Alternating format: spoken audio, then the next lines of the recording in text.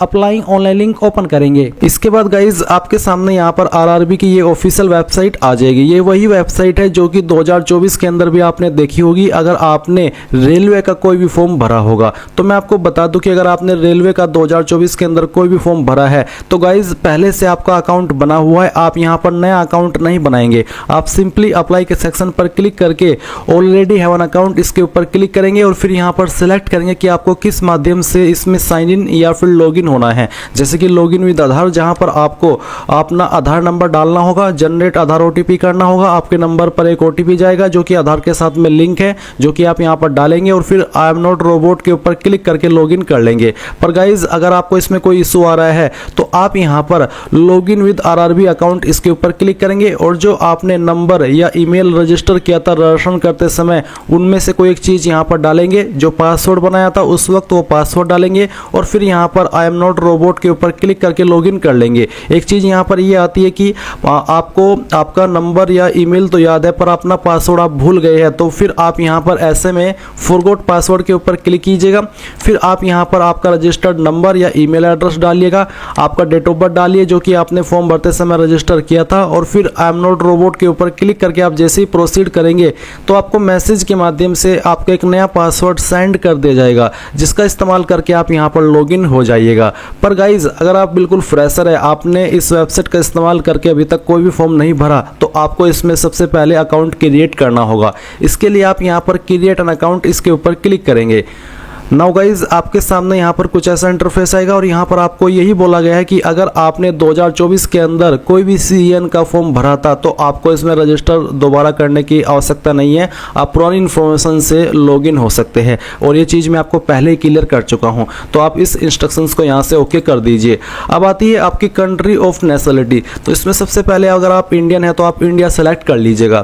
फिर यहाँ पर पर्सनल इन्फॉर्मेशन में आपको जो भी इन्फॉर्मेशन देनी है वो अपने 10th के सर्टिफिकेट के अकॉर्डिंग देनी है। तो आपका जो भी फुल नेम है वो आप यहाँ पर एंटर कर दीजिए। इस फुल नेम को आपको दोबारा डाल करके यहाँ पर वेरीफाई कर देना है। फिर आपसे पूछेगा कि क्या आपने आपका नाम बदला है 10वीं के बाद में, अगर हाँ तो यस, नहीं तो आप नो करेंगे। फिर गाइस जो भी आपकी डेट ऑफ बर्थ है वो आप यहाँ पर कैलेंडर के ऊपर क्लिक करके सिलेक्ट कर लीजिए। पहले ईयर, फिर यहाँ से आपका जो भी मंथ है वो सिलेक्ट कर लीजिए और उसके बाद में डे, तो आपकी डेट ऑफ बर्थ आ जाएगी। इसके बाद में आप यहाँ पर देखेंगे रीटाइप डेट ऑफ बर्थ, यानी कि जो भी DOB अभी आपने यहाँ पर सिलेक्ट की है वो आपको दोबारा से टाइप करनी है इसको वेरीफाई करने के लिए। तो आप यहाँ पर इस तरह से अपनी जो भी DOB यहाँ पर आपने भरी है उसको वेरीफाई कर दीजिएगा। ये करने के बाद आप देखेंगे जेंडर, तो आपको आपका जेंडर सेलेक्ट कर लेना है, मेल, फीमेल या फिर ट्रांसजेंडर, और उसके बाद में इसको दोबारा सेलेक्ट करके वेरीफाई करना है। फिर आप यहाँ पर फादर नेम डालेंगे। फादर नेम भी आपका 10th के सर्टिफिकेट के अकॉर्डिंग होना चाहिए, पूरा नाम डालिएगा और उसको दोबारा डाल करके वेरीफाई कर दीजिएगा। फिर आएगा मदर नेम, तो आपको माता जी का नाम यहाँ पर अपनी देना है और इसको भी आपको दोबारा से डाल करके वेरीफाई कर देना है। अब आती है कॉन्टैक्ट डिटेल। यहाँ पर गाइज आप आपकी ईमेल एड्रेस डालिए और उसके बाद में जनरेट ईमेल OTP कीजिए। आपकी ईमेल के ऊपर एक OTP जाएगा जो कि आप यहाँ पर डाल दीजिएगा। फिर सेम वे में आप अपना नंबर डालेंगे जो कि आप रजिस्टर करना चाहते हैं और फिर उसके बाद में जनरेट मोबाइल OTP के ऊपर क्लिक करेंगे। नंबर OTP आएगा नंबर के ऊपर और वो यहाँ पर डाल दीजिएगा। इसके बाद आप यहाँ पर देखेंगे Aadhaar verification. Please enter your Aadhaar card number या फिर वर्चुअल आईडी। वर्चुअल आईडी जो होती है 16 डिजिट की वो भी आप दे सकते हैं या फिर अपना 12 डिजिट का आधार नंबर भी दे सकते हैं। तो कोई एक चीज़ आप यहाँ पर डाल दीजिए और फिर उसके बाद में आप OTP वेरिफिकेशन करना चाहते हैं या फिर फिंगरप्रिंट वेरिफिकेशन। अगर आपके पास बायोमेट्रिक मशीन है तो आप फिंगरप्रिंट वेरिफिकेशन भी सेलेक्ट कर सकते हैं, और अगर आपको वो नहीं है और आपका नंबर आधार के साथ में लिंक है और आपके पास वो नंबर है अवेलेबल तो आप OTP वेरिफिकेशन सेलेक्ट कीजिएगा और जनरेट आधार OTP के ऊपर क्लिक कीजिएगा। देन आपके नंबर के ऊपर एक OTP आएगा जो कि आप यहाँ पर डालिएगा और उसके बाद में आप यहाँ पर वेरीफाई के ऊपर क्लिक कीजिएगा। गाइज मैं आपको बता दूं जो भी जानकारी आप इस सेक्शन के अंदर भर रहे हैं रजिस्ट्रेशन करते समय क्रिएट एन अकाउंट में आकर के, ये वो जानकारी है जो कि आपकी बाद में भी एडिट या मॉडिफाई नहीं होगी, भले ही आपको एडिट मॉडिफाई करने के लिए समय क्यों ना दिया जा रहा हो। इनमें से कोई भी जानकारी आप बाद में एडिट नहीं कर सकते, इसलिए बहुत ही अच्छे से सभी जानकारी अच्छे से टाइम लगा करके एक एक स्पेलिंग के साथ में चेक करनी है, नहीं तो बाद में बहुत पछताओगे अगर आपने जल्दबाजी के अंदर इसमें कोई भी गलती कर दी, क्योंकि बाद में इस जानकारी को आप बिल्कुल भी एडिट नहीं कर पाएंगे। तो ये चीज़ आपने कर ली। अब आप यहाँ पर टिक करेंगे और उसके बाद में आप एक पासवर्ड बनाएंगे। पासवर्ड आपका कैसा हो उसका एग्जाम्पल आप यहाँ पर देख लीजिए। इसमें पासवर्ड में इंग्लिश का कैपिटल लेटर होना चाहिए, स्मॉल लेटर होना चाहिए, एक स्पेशल कैरेक्टर होना चाहिए और साथ ही डिजिट, कुछ इस तरह का पासवर्ड आप बना लेंगे और उसको दोबारा डाल करके यहाँ पर वेरीफाई कर देंगे। देन गाइज आप यहाँ पर आई एम नॉट रोबोट इसके ऊपर क्लिक करेंगे। इसके ऊपर क्लिक करने के बाद जो भी जानकारी आपने भरी है वो आप यहाँ पर preview and create an account इसके ऊपर क्लिक करके रीवेरीफाई कर लेंगे। अगेन आप उसको अच्छे से चेक कर लीजिएगा, टाइम लगा करके यहाँ पर आपके सामने सभी डिटेल्स जो आपने भरी है उसका प्रीव्यू आएगा। जब आपको लगे कि हाँ सभी जानकारी सही है और कोई भी जानकारी मैं एडिट नहीं करना चाहता, कोई भी जानकारी मुझे ऐसा नहीं लग रहा है कि हाँ गलत हो गई है, तो आप यहाँ पर सभी जानकारी चेक करने के बाद प्रोसीड के ऊपर क्लिक करेंगे। जैसे ही आप प्रोसीड कर देंगे तो आपका जो रजिस्ट्रेशन है वो सक्सेसफुल हो जाएगा। गाइज मैंने पहले इस वेबसाइट के ऊपर अकाउंट बना करके रखा है, इसलिए मैं यहाँ पर अब आपको आगे का प्रोसेस बताता हूँ। तो जैसे ही आप यहाँ पर इसमें रजिस्टर हो जाएंगे, आप यहाँ पर इस वाले सेक्शन के ऊपर आएंगे जहाँ से आपको साइन इन करना है। तो आप यहाँ पर लॉगिन विद आरआरबी अकाउंट इसके ऊपर क्लिक करेंगे और जो नंबर अभी आपने रजिस्टर किया है या फिर ईमेल रजिस्टर किया है वो यहाँ पर डालेंगे और जो पासवर्ड अभी आपने बनाया है अपनी मर्जी से वो पासवर्ड डालेंगे और आई एम नॉट रोबोट के ऊपर इसके ऊपर क्लिक करेंगे एंड देन लॉगिन के ऊपर क्लिक करेंगे। अब आपके सामने यहाँ पर 2 फैक्टर ऑथेंटिकेशन का इंटरफेस आएगा। तो आपको यहाँ पर बताना है कि आप कौन से माध्यम पर ओटीपी वेरिफिकेशन करना चाहते हैं, ईमेल पर ओटीपी चाहते हैं या फिर नंबर पर। तो जिस पर भी चाहते हैं वही आप सिलेक्ट करिएगा, फिर उसी के ऊपर आपको ओटीपी देखने को मिल जाएगा। वो ओटीपी आपको यहाँ पर एंटर करना है और उसके बाद में आप यहाँ पर इसमें और लॉगिन के ऊपर क्लिक करेंगे।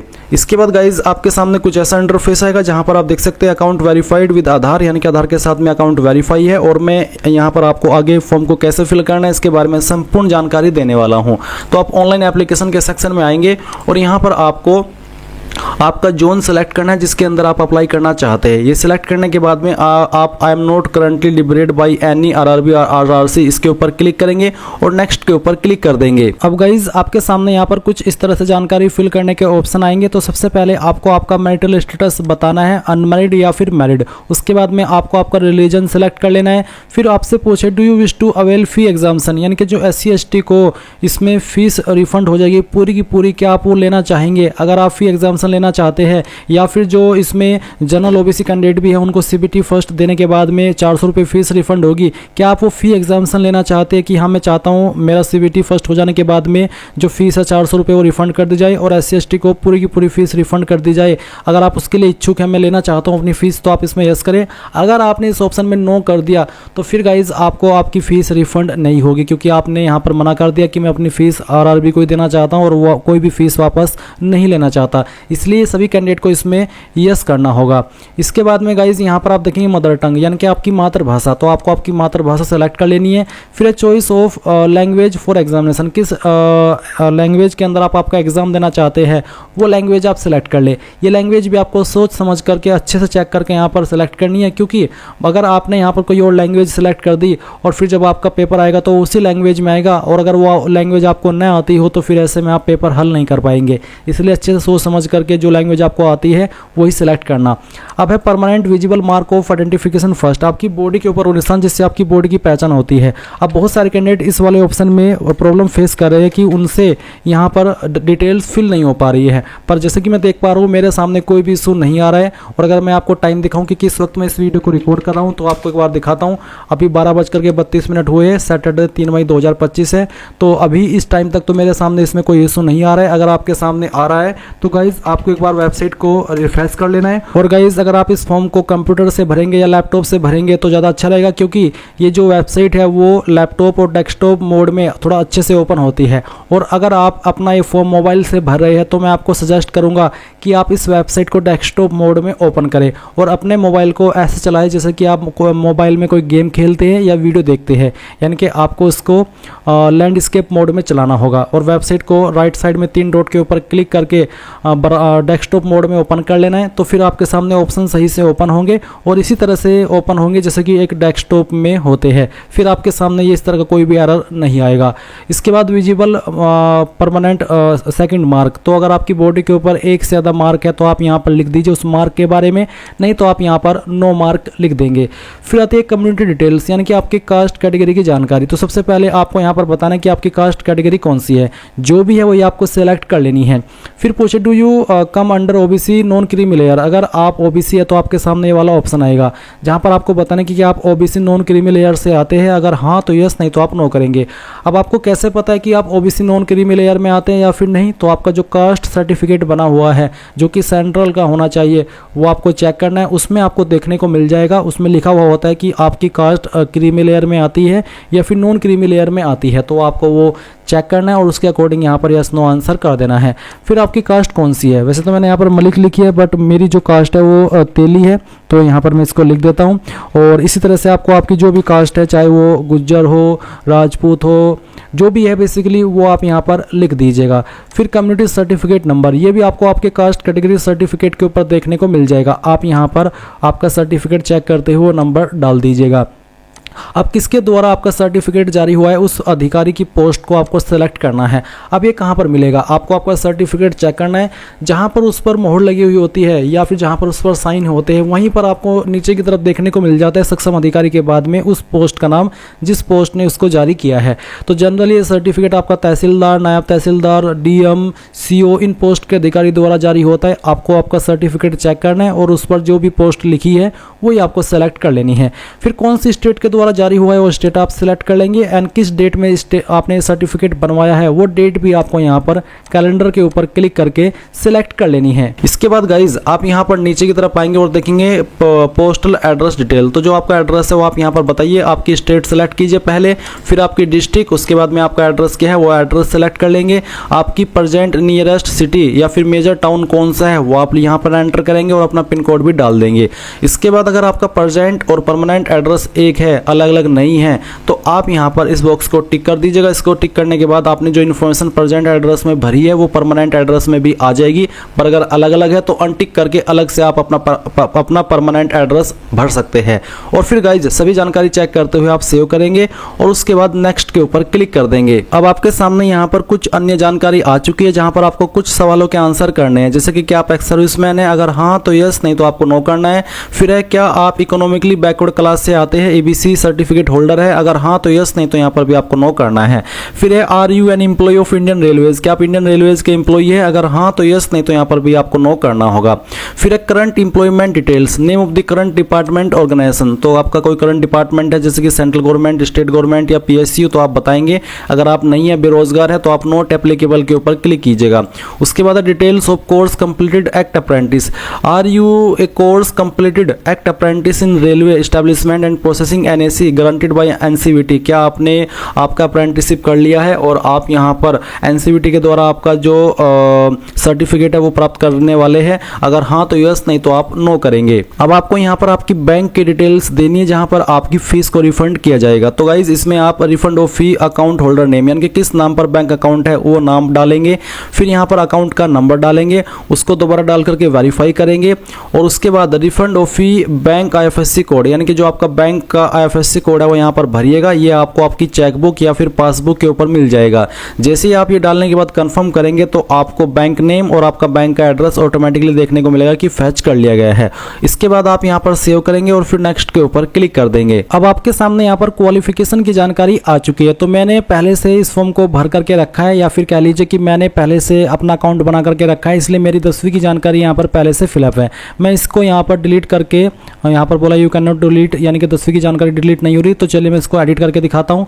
तो सबसे पहले आप यहाँ पर अगर फ्रेशर के रूप में फॉर्म को भर रहे हैं तो अपनी 10th की इन्फॉर्मेशन ऐड करेंगे, जिसमें कि सबसे पहले आपको आपकी स्टेट बतानी होगी कि कौन सी स्टेट से आपने आपकी 10वीं की है, किस डिस्ट्रिक्ट से की है, फिर आपके बोर्ड का नाम, उसके बाद में किस डेट में आपने पास कर ली थी वो डेट आप यहाँ पर इस तरह से कैलेंडर के ऊपर क्लिक करके सिलेक्ट कर लीजिएगा, फिर 10वीं का रोल नंबर जो भी आपका था, और फिर उसके बाद में SSLC matriculation SSC 10th class certificate serial number, यहाँ तो आपने रोल नंबर भरा और यहाँ पर आपको आपकी 10th का जो सीरियल नंबर है वो यहाँ यहाँ पर डाल देना है। ये आपको आपकी मार्कशीट या फिर सर्टिफिकेट के ऊपर देखने को मिल जाएगा। उसके बाद आप इसको ऐड के ऊपर क्लिक करके ऐड कर देंगे। इसके बाद गाइज ये जानकारी आपकी यहाँ पर ऐड हो जाएगी। देन आप यहाँ पर क्वालिफिकेशन के सेक्शन पर क्लिक करेंगे और आप यहाँ पर 4 विकल्प देखेंगे। इन चारों विकल्प में से किसी एक विकल्प के माध्यम से आप इसमें अप्लाई करने के लिए एलिजिबल हो सकते हैं।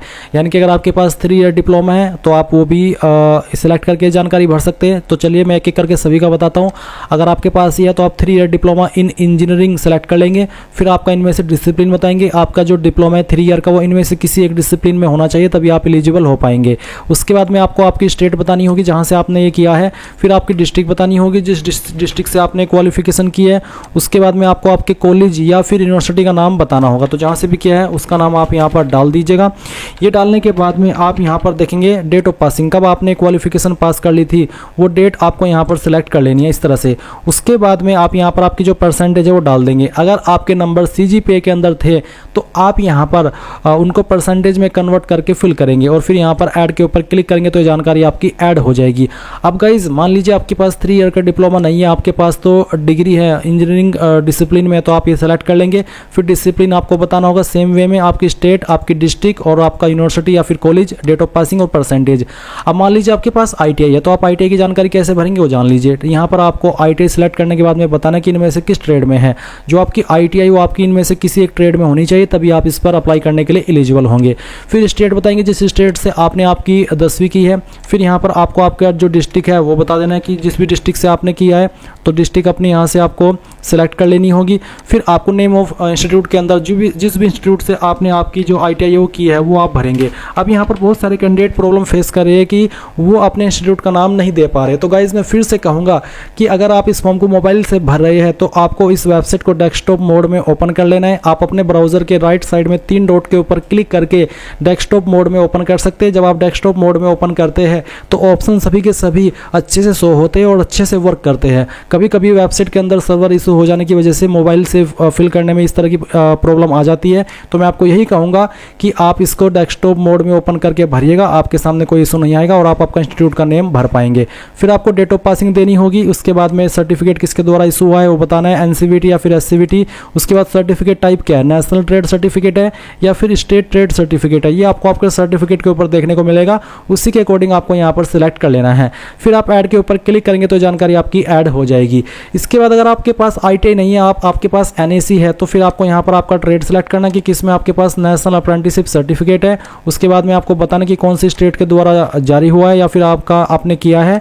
फिर डिस्ट्रिक्ट आपको यहाँ पर बतानी होगी किस डिस्ट्रिक्ट से किया है। फिर आपको इंस्टीट्यूट का नाम बताना है सेम वे में, आपकी डेट ऑफ पासिंग, आपका सर्टिफिकेट नंबर। सर्टिफिकेट NCVT के द्वारा ही इशू होना चाहिए तो इसलिए यहाँ पर NCVT का ऑप्शन है। सर्टिफिकेट टाइप यहाँ पर नेशनल अप्रेंटिसशिप सर्टिफिकेट है, NAC की फुल फॉर्म भी यही होती है। और फिर आप ऐड के ऊपर क्लिक करेंगे तो ये जानकारी आपकी ऐड हो जाएगी। तो बेसिकली इनमें से किसी भी एक क्वालिफिकेशन से आप अप्लाई करने के लिए एलिजिबल हो सकते हैं। जैसे ही आप ये जानकारी भर लें इनमें से कोई भी, तो आप यहाँ पर नेक्स्ट के ऊपर क्लिक करेंगे। अब गाइज आपके सामने यहाँ पर फोटो एंड सिग्नेचर का सेक्शन आ चुका है। तो सबसे पहले आप सैंपल देख लीजिए कि कौन कौन से फोटो आपके एक्सेप्ट होंगे। तो आपका ये जो सिंपल फोटो है सबसे नीचे की तरफ जिसमें आपको डेमो देखने को मिल रहा है, तो यही फोटो इस तरह का एक्सेप्ट होगा। बाकी इस तरह के फोटो जो कि आप यहाँ पर देख सकते हैं ये एक्सेप्ट नहीं होंगे, इसलिए ध्यानपूर्वक आपको आपका फोटो अपलोड करना होगा। आपका फोटो 2 महीने से पुराना नहीं होना चाहिए। साइज 100 KB से लेकर के आपका यहाँ पर 150 KB के बीच में होना चाहिए, जैसे कि आप वीडियो के अंदर और इसमें इंस्ट्रक्शंस के अंदर देख सकते हैं।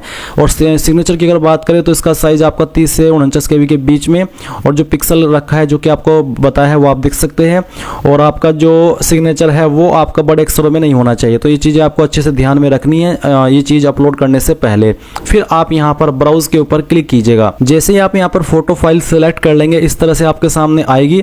आप इसको यहाँ से जूम इन जूम आउट कर सकते हैं और फिर इसको इस तरह से करिएगा। उसके बाद में गाइज आप यहाँ पर देखेंगे कि आपका फोटो आ जाएगा जैसे कि आप वीडियो में देख सकते हैं। फिर आपको यहाँ पर आपका सिग्नेचर अपलोड करना है, तो आप ब्राउज के ऊपर क्लिक कीजिए और आपके सिग्नेचर की फाइल सेलेक्ट कर लीजिए। तो यहाँ पर गाइज आपका सिग्नेचर आ जाएगा और इसके बाद गाइज आप यहाँ पर सेव के ऊपर क्लिक करिएगा। इसके बाद आप देखेंगे आपकी दोनों चीज सेव हो चुकी है। अब आपको नेक्स्ट के ऊपर क्लिक करना है। नेक्स्ट के ऊपर क्लिक करने के बाद में अगर आपके सामने आता है कि you are not eligible for any of the post under selected RRB, तो इसका मतलब है कि आपने जिस RRB को सिलेक्ट किया है तो आप उसमें किसी भी जो आपकी पोस्ट है उस पर अप्लाई करने के लिए एलिजिबल नहीं है, तो आप यहाँ से ओके करके जहाँ से आपने फॉर्म फिल करना स्टार्ट किया था ऑनलाइन एप्लीकेशन वाले सेक्शन में, तो इसमें आकर के आपको कोई अन्य जोन सेलेक्ट करना है और फिर सेम जानकारी आपने जो भरी थी वो आपकी सेव है ऑलरेडी, तो आप नेक्स्ट के ऊपर क्लिक करते जाएंगे और जिस भी जोन के लिए आप एलिजिबल हो रही है, किसी भी पोस्ट पर अप्लाई करने के लिए बेसिकली एक ही पोस्ट है पर उसके लिए अलग अलग प्रेफरेंस हो सकती है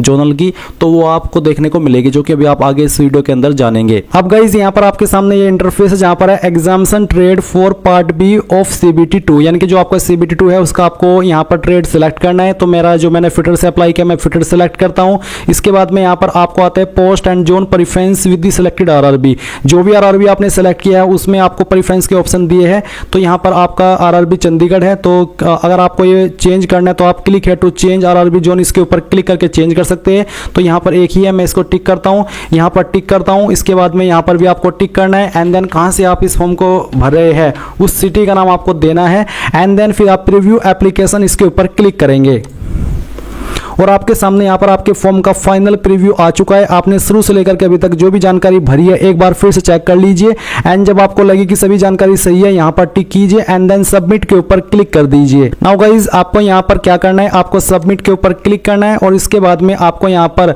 पेमेंट के पेज पर आना होगा। तो आपको देखने को मिल रही है पेमेंट की जानकारी इस तरह से। अब आपको पे नाउ के ऊपर यहाँ पर क्लिक करना है और आप यहाँ पर व्यू एंड मॉडिफाई एप्लीकेशन इसके ऊपर क्लिक करके अभी भी इस जानकारी को मॉडिफाई कर सकते हैं एंड जब आपको लगे कि सभी जानकारी सही है तभी आपको पे नाउ पर क्लिक करना है। अब आपके सामने पेमेंट का पेज आ चुका है। आप अपनी application fees debit, credit card, internet banking, UPI, NFT यानी कि इनमें से किसी भी माध्यम का इस्तेमाल करके जमा कर सकते हैं। तो गाइज इस प्रकार से आप railway RRB ALP new vacancy 2025 apply online process complete कर पाएंगे। आई होप ये प्रोसेस आपको पसंद आया होगा। कोई सवाल डाउट रह गया हो तो आप कमेंट के माध्यम से पूछ लीजिएगा और अगर आपने अभी तक वीडियो को लाइक शेयर नहीं किया कर दीजिए। Thanks for watching.